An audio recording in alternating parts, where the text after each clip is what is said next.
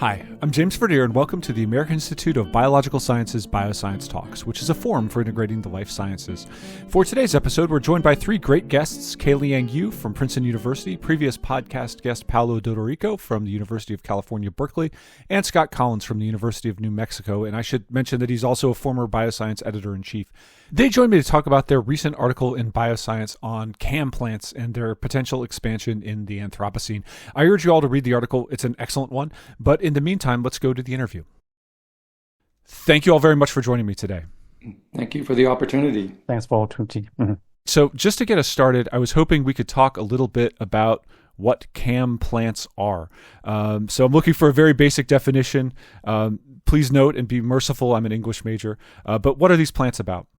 Okay, so maybe I will explain what are CAM plants. So CAM plant is one of the three major photosynthetic pathway.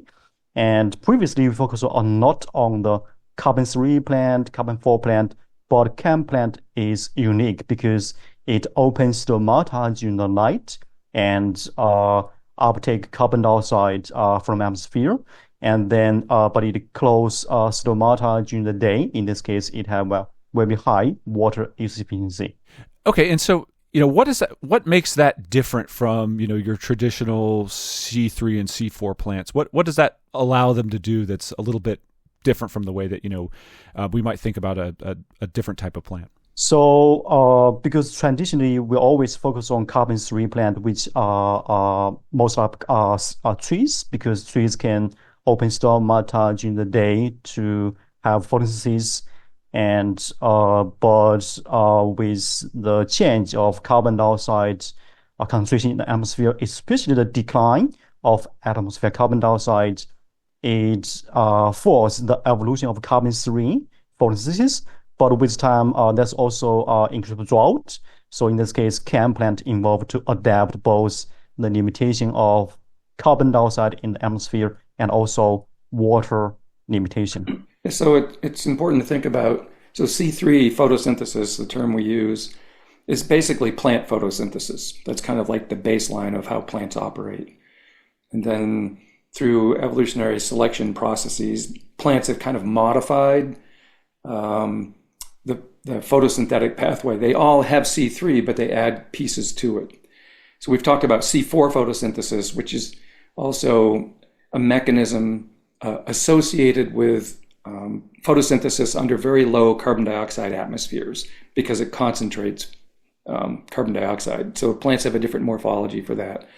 And then CAM is the same kind of thing where the plants have sort of evolved a trick in that they undergo C3 photosynthesis, but they prepare themselves for it by doing so, by capturing carbon onto a molecule at night when there's less water loss. So C3 photosynthesis wastes a lot of water. Many more molecules of water leave a plant leaf relative to how many molecules of carbon dioxide are fixed in photosynthesis. The C3 plants, do they just lose more water because their stomata are open during the day? Yes. So the sun's beating down, it's hot, they're evaporating a lot of water, or if that's not the right word, correct me, and therefore, losing a lot of water. So I think simply because during the day, the temperature is much higher. So in this case, the water demand for plant is higher because of higher water pressure deficit. So in this case, the plant will open stomata more during the day. And so the good thing of the CAM plants is that they don't lose water during the day, and they open the stomata at night. They lose less water, and they have a higher water use efficiency. Maybe we can say for the listeners that the big coupling between the water and the carbon cycling happens really in the plant stomata, and the plants need to open the stomata to sequester carbon. At the same time, they lose water, and so they have this trick, as Scott was saying, that they do that and they prepare themselves during the night. Okay, that makes sense. And so, what type of plants are we talking about here? What are some examples that people might be familiar with? Cactuses are probably what people are generally familiar with, but there's all kinds of CAM plants across lots of plant families. And many people have them in their house plants because they're easier to take care of. They require less water and attention. So we can think about bromeliads, maybe people like a pineapple, things like that. What else? What do you think to fill in there, Kailiang? Yes. I was planning to say pineapple because it's a fruit we like or not. Yes. Okay, that makes sense to me. So when we're thinking about these plants, are we expecting them to do more, expand their range in the coming years? Yeah, this would be the general argument presented in the paper with the different lines of evidence that canned plants are expanding or are likely to be expanding particularly in drylands around the world. And so most of the paper collects the evidence showing that this process of expansion and increasing abundance of canned plants. Yeah, I mean, that's certainly what is sort of hypothesized in the paper because of changes that are taking place with increasing carbon dioxide in the atmosphere, which seems to contradict what canned plants were evolving under. They were evolving at times of low carbon dioxide in the atmosphere, but because of their photosynthetic mechanism that allows them to dodge much higher daytime temperatures and much stronger water loss pathways that are occurring under hot daytime periods. And you can see that canned photosynthesis might be a benefit for these kinds of plants, and then we might see them expand. There's really a hypothesis that's underlying much what we're talking about. And it comes out of a lot of work that like Paolo has done with regard to shrub encroachment. So we're seeing significant changes in plant communities and ecosystems around the planet as a function of fairly dramatic things that are happening in climate change, one of which is elevated carbon dioxide, which again is sort of like messing with the evolutionary history of photosynthetic pathways, and that with more CO2 in the atmosphere, C3 plants have an advantage and C4 plants have a disadvantage because they evolved under low carbon dioxide atmospheres. So we're seeing transitions through climate change driven by these physiological mechanisms associated with photosynthetic pathways.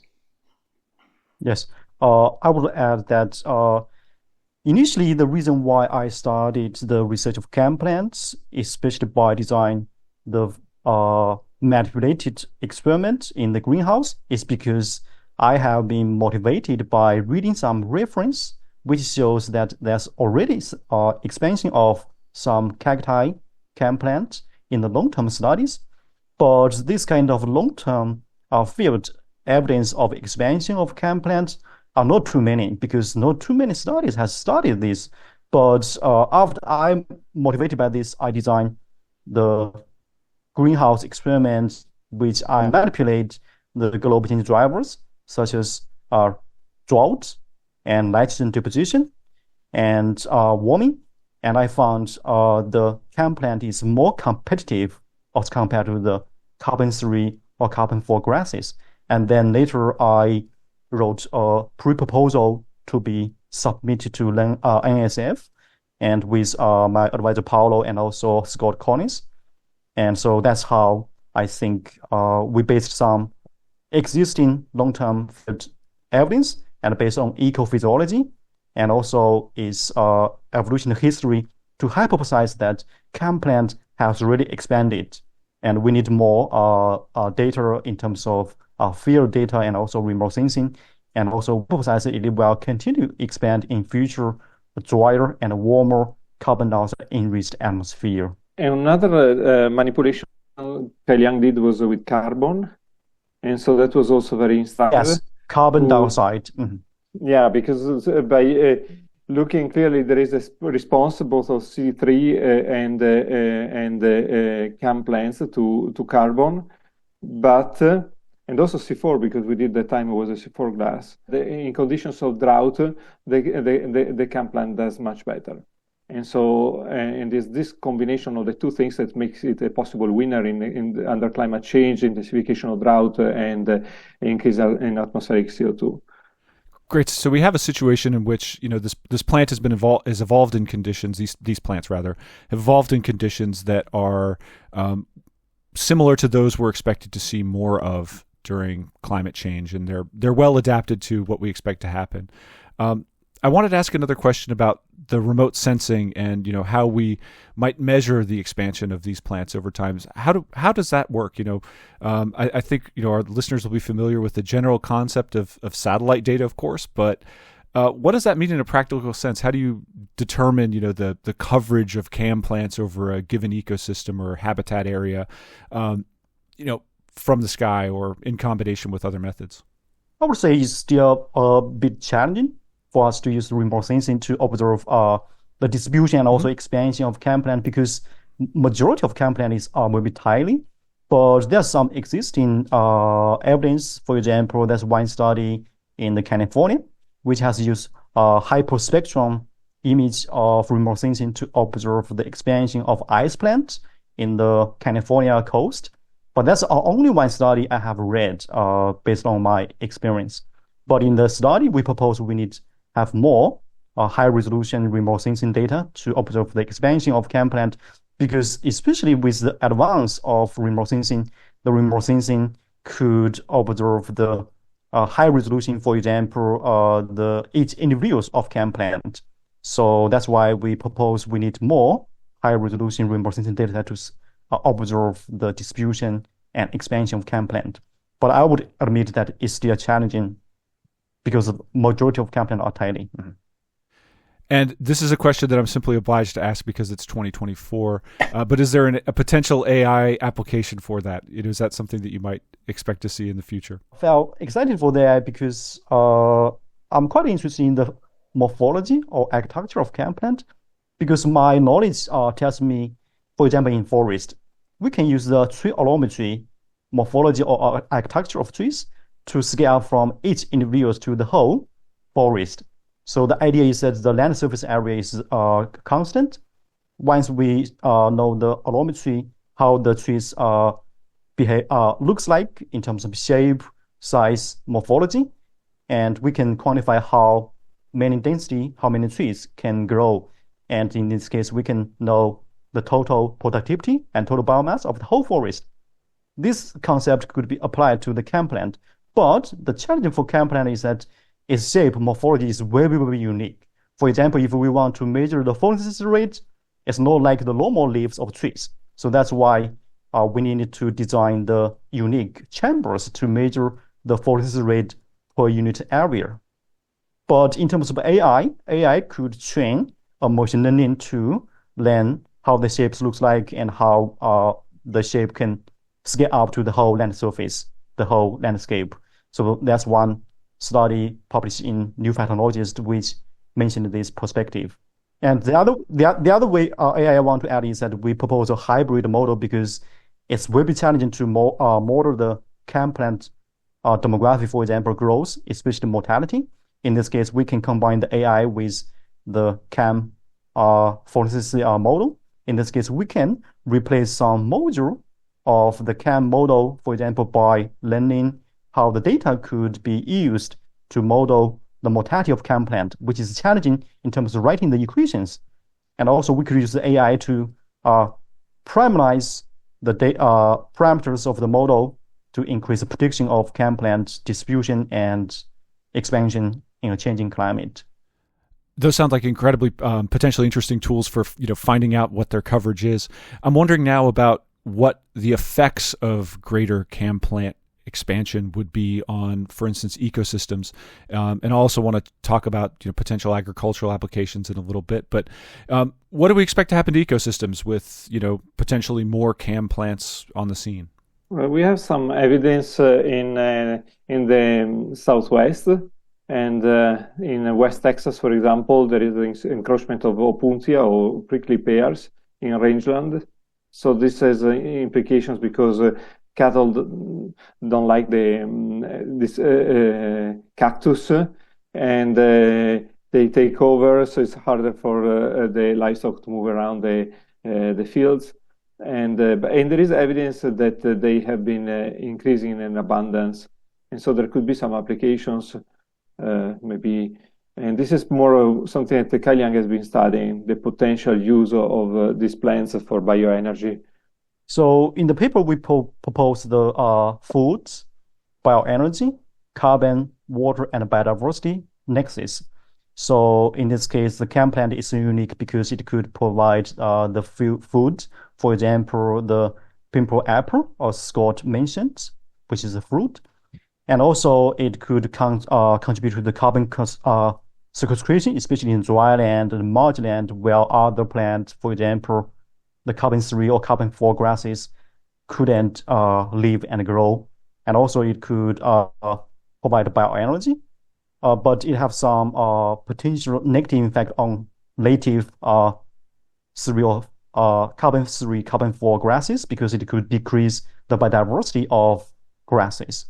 But what I have been more excited is that I can see the opposite by studying cam plant, because the cam plant has evolved to overcome carbon constraint, carbon limitation, and also water limitation, and even nitrogen limitation.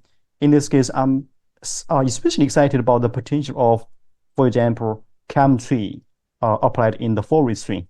In this case, it could further increase the carbon sequestration as the mitigation strategy in a future climate. And so what sorts of species would be useful for that carbon sequestration purpose? How tall do they get? What kind of species are we talking about? I need to read the paper again, but there's some studies which has proposed the perspective paper, which offer the opportunity of cam application in the agroforestry. And it has, I would say it has some high potential. But what is challenging is that now there's another project has used cam genetic engineering, want to modify the genes of trees and to just completely change the carbon-3 trees to the cam tree. But unfortunately, based on my knowledge right now, so far, it's not successful yet.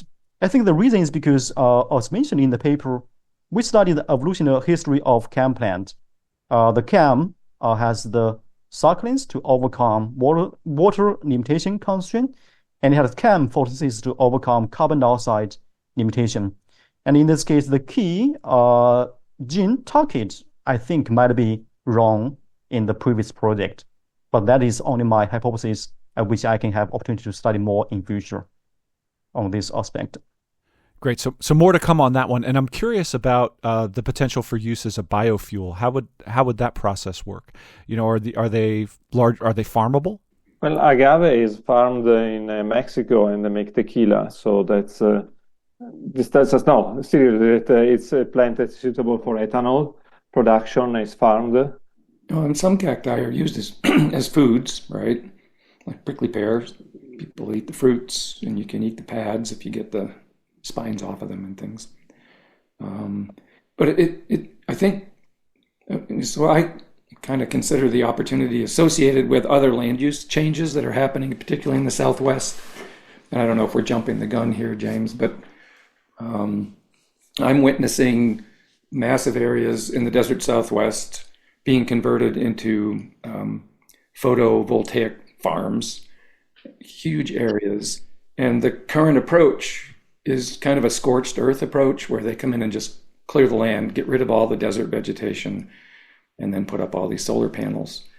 And there are people interested in trying to sort of alter the way people go about doing that to still produce energy. We have a lot of sun in the Southwest, so solar arrays like this are logical, but they could be combined with some kind of agricultural, like you could grow lots of agave or something like that. You could have a nice tequila combination with your solar arrays, and sort of increase opportunities and the economic benefits of some of the land use changes that are being imposed in the realm of alternative energy and low carbon energy sources. That's really fascinating. And so I was hoping we could talk a little bit about the evolution of cam plants, which is a major focus of the article.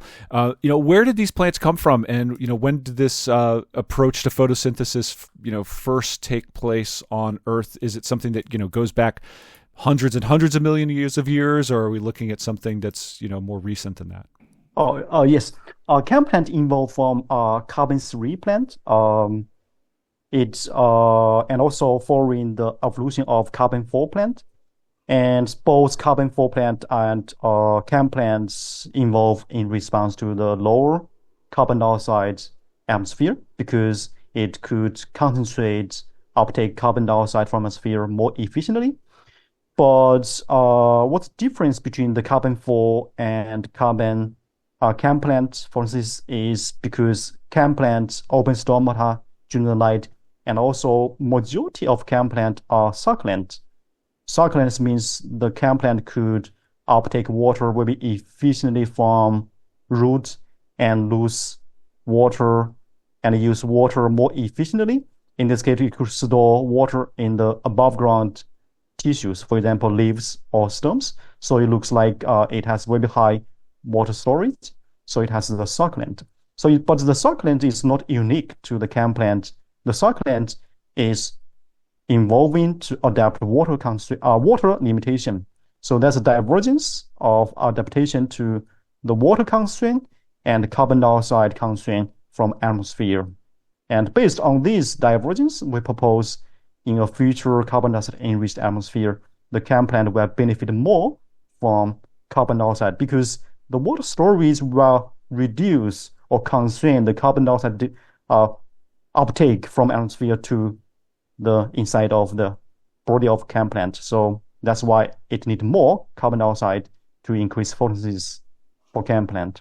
Right, and those two major traits evolved in very different time frames. Like succulence is a much older trait than chem photosynthesis, the nighttime carbon fixation. Okay, and so I was hoping we could, perhaps close out the discussion with a little bit of a chat about what we expect to see in the future, and what's next in your research on these plants, and what sorts of developments we should be looking for on the horizon going forward. So, what should we keep an eye out for? So I have three aspects which has been so exciting for me. One aspect is the what you mentioned before, how we can apply the evolution and adaptation of chem plant to the forestry. In this case, we can increase carbon sequestration, could mitigate climate change. And the second aspect I felt so exciting is the natural chem plant coupled with society. Because right now, the society haven't paid much attention to the value and the significance of chem plant research. And in this case, what we need to do and to increase the value of the chem plant research, that's what I felt exciting. And the third aspect is that right now, it will be challenging to, for example, to observe chem plant in terms of its morphology. And in this case, we can use the AI to train a machine model to observe chem plant and scale up for the whole landscape, and coupled with the chem plant photosynthesis model. So use a hybrid model approach to evaluate the distribution and expansion of chem plant, to evaluate its impact on the ecosystem functions, for example, carbon sequestration, food supply, energy supply, and also biodiversity. And what I felt so central is that we need to learn from what chem plant has done to apply to forestry. That's most exciting to me at this time. Mm-hmm. Right, and like I was saying, I think there's lots of applications where chem plants could be of value in restoring marginal lands and providing sources of income. And so I think we need to think more about the potential for a lot of these species to provide carbon sequestration, but also as crop plants, and how they could be applied in these mixed use contexts like I'm talking about with regard to alternative energy production. I think there's a lot of potential there. And then they can, if they increase in abundance in marginal lands, as Scott was saying, can be very important to control for soil erosion in areas where there wouldn't be any sort of vegetation. And so that could also be a benefit for the environment and for society. That's fantastic. So I think we have a lot to look out for, and I think I've learned a lot today as well. Thank you all very much for joining me today. It's been a real pleasure. Thanks, James. Thanks, Paolo and Scott. Mm. And that concludes this episode of Bioscience Talks. Just a reminder, the journal Bioscience is published by Oxford University Press on behalf of the American Institute of Biological Sciences and is made possible by the support of our members and donors. Thank you, and talk to you next time.